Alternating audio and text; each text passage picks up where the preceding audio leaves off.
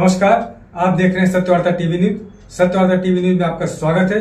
आइए नजर डालते हैं आज के मुख्य समाचारों पर। ग्राम पंचायत राहनाल के प्रभारी सरपंच प्रताप पाटिल द्वारा करियर मार्गदर्शन शिविर का किया गया आयोजन। बता दें, ग्राम पंचायत के सभागार में विद्यार्थियों को 10वीं 12वीं डिग्री के बाद इन्हें सरकारी नौकरी किस तरह लगेगी, पुलिस भर्ती, बीएमसी, जिला परिषद, तलाठी, कानून विभाग आदि सरकारी नौकरियों के लिए करियर मार्गदर्शन शिविर का आयोजन किया गया। इस तरह का शिविर भिवंडी तालुका के ग्राम पंचायत में ये पहला शिविर था, जिसका कई विद्यार्थियों ने लाभ लिया। इस शिविर के प्रमुख मार्गदर्शक प्राध्यापक हर्षद सुनील पाटिल, सह मार्गदर्शक मंथन सुनील पाटिल थे। इस अवसर पर माजी सरपंच राजेंद्र भोईर, माजी सभापति ललिता प्रताप पाटिल आदि मान्यवर ग्राम पंचायत कर्मचारी वृंद उपस्थित थे। ये कार्यक्रम एडवोकेट स्वप्निल पाटिल के अध्यक्षता में संपन्न हुआ। ज्या ग्रामपंचायत असतील किंवा जे काही शाळा कॉलेज असतील, यापुढे आम्ही अशा पद्धतीचे कार्यक्रम आयोजित करणार आहोत आणि त्याचा पहिला मान जो आहे हा तुमच्या ग्रामपंचायतला मिळाला आहे, म्हणून तुमचे धन्यवाद देतो। पाटील साहेब, तुम्हाला खरोखर धन्यवाद, कारण या गोष्टीची आपल्याकडे गरज आहे। मला एक सांगा, तुम्ही या ठाणे जिल्ह्याच्या बाहेर जर गेलात किंवा तुम्ही तिकडे सांगली, सातारा, सोलापूर, कोल्हापूर या भागात तुम्ही गेलात, तुम्हाला प्रत्येक गावामध्ये तुम्हाला पीआय, पीएसआय किंवा शासकीय जे अधिकारी असतात त्या अधिकारी तुम्हाला बघायला मिळतील। मला सांगा, राहनाल गावामध्ये किती शासकीय अधिकारी जे एमपीएससी किंवा यूपीएससी थ्रू पास होऊन आज कुठेतरी महाराष्ट्रात किंवा देशामध्ये काम करतात, असं एखादं नाव सांगा। फक्त 12वी झाल्यावर तुम्ही आत्ता टाकता, बस झाली, 10वी झाली, 12वी झाली, तर तेवढ्यावर थांबून जमणार नाही। पहिला बॅचलर्सची डिग्री घ्यावी लागेल, जे आपल्या गावठी भाषेत 15वी, नंतर मास्टरची डिग्री घ्यावी लागेल, परत एकदा आपल्या गावठी भाषेत 17वी। आता आपल्या इथे असंच बोलायला लागतं, 15वी 17वी सांगितलं तर तेव्हा लवकर समजतं काय बोलायचं मला। आणि स्टेट लेवलची प्रोफेसरची परीक्षा असते, ती पास व्हावी लागते, ती मी पास आहे। त्याच्या पुढे डॉक्टरेट असते, 2 डॉक्टर लावलेले तुम्ही, doctor Babasaheb Ambedkar, doctor APJ Abdul Kalam, तशी माझी सुद्धा डॉक्टरेट चालू आहे।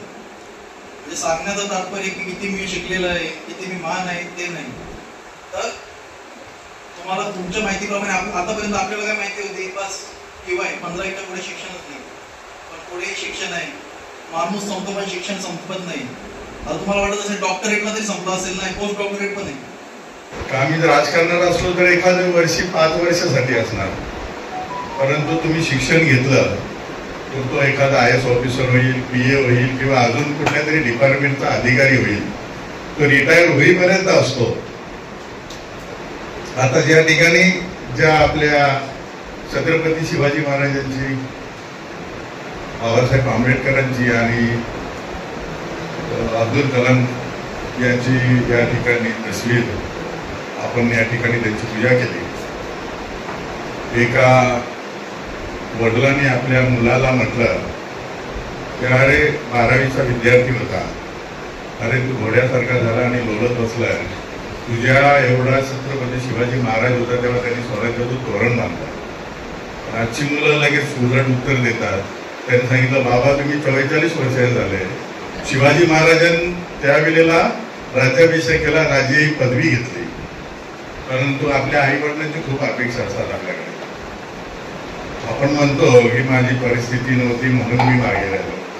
मी पण PSIची परीक्षा दिली होती, पहिल्या परीक्षेत सर पास झालो, नंतर हिंमत नाही झाली दुसरी परीक्षा द्यायची, कारण दुसऱ्या परीक्षेत फेल झालो, त्यानंतर पुढे जाता नाही आले। सर बसले, सायन्सला गेले, डॉक्टर पदवी मिळाली।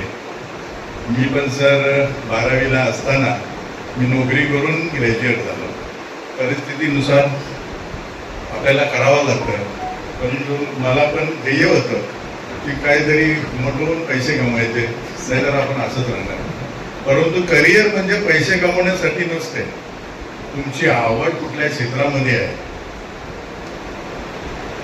त्या क्षेत्रामध्ये जायचं असतं। माझी इच्छा असली, वडिलांची इच्छा असली तर माझ्या मुलाने डॉक्टरच झालं पाहिजे आणि त्याची इच्छा दुसऱ्या क्षेत्राकडे असेल तर त्या ठिकाणी पालकांनी जबरदस्ती करू नये। सरपंच माननीय श्री प्रतापजी पाटील यांचं की त्यांनी असा एक आगळा वेगळा कार्यक्रम राबवलेला आहे आणि त्यांनी मला इथे आमंत्रित करून आपणापर्यंत माझे विचार पोहोचवण्याचा जो मान दिलेला आहे त्याबद्दल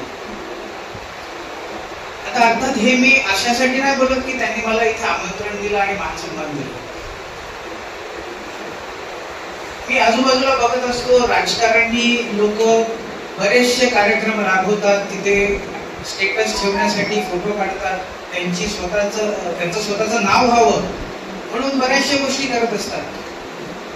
पण खऱ्या अर्थाने श्री प्रताप पाटील साहेबांनी एक ज्वलंत प्रश्नाचं उत्तर शोधण्याचं एक काम केलेलं आहे, ते म्हणजे भविष्याचं काय. आज तुम्ही इथे विद्यार्थी आहेत, प्रत्येकाला स्वतःची काळजी आहे, तुमच्या पालकांना तुमची काळजी आहे की मुलं पुढे काय करणार. आजचा ह्या मार्गदर्शन करिअरसाठी हर्षद पाटील सरांनी सांगितलं की ग्रामपंचायत मार्फत आपण गावोगावी असं मार्गदर्शन शिबिर करूया आणि तुमचं गाव आणि ओवली गाव त्यांनी पहिलं प्रथम प्राधान्य दिलेलं आहे. त्यांनी सांगितलं की ओवली गावचं पहिलं शिबिर होणार होतं, परंतु मी त्यांना सांगितलं की राहणार गावचं पहिलं मार्गदर्शन शिबिर घ्या. तर ते बोलले का पहिला टाइम तिकडे दिलेला आहे, पण योगायोग असा आहे की ते सांगून देखील होत नव्हतं. परंतु कोणाचा तरी आशीर्वाद असेल, देवदेवतांचा आशीर्वाद असेल, गाववाल्यांचा आशीर्वाद असेल, ग्रामस्थांचा आशीर्वाद असेल, म्हणून ही आजचा कार्यक्रम हा पहिला कार्यक्रम ह्या तालुक्यात हा राहणार ग्रामपंचायत होत आहे. त्याबद्दल आम्हाला अभिनंदन. आजच्या ह्या करिअर मार्गदर्शन मध्ये जवळजवळ 40 ते 50 मुलं आहेत, त्यांचे पालक आहेत. या मार्गदर्शन शिबिरामधून ज्या मार्गदर्शकांनी आपल्याला मार्गदर्शन केलं, कशी नोकरी मिळवायची, MPSC, UPSC, IPS अधिकारी कसे बनायचे, तुम्ही कलेक्टर होणार, तहसीलदार होणार, त्याचं मार्गदर्शन कसं असावं. कारण मार्गदर्शन नसेल तर तुमचं करिअर किंवा तुमच्या मनात इच्छा असून देखील तुम्ही त्या जर तुम्हाला वाट दाखवणार नसेल तर ती वाट काही सापडत नाही. म्हणून वाट दाखवण्यासाठी हे मार्गदर्शन शिबिर आहे. इसी तरह सबसे पहले खबरों को देखने के लिए हमारे चैनल को सब्सक्राइब करें, लाइक करें, शेयर करें. धन्यवाद.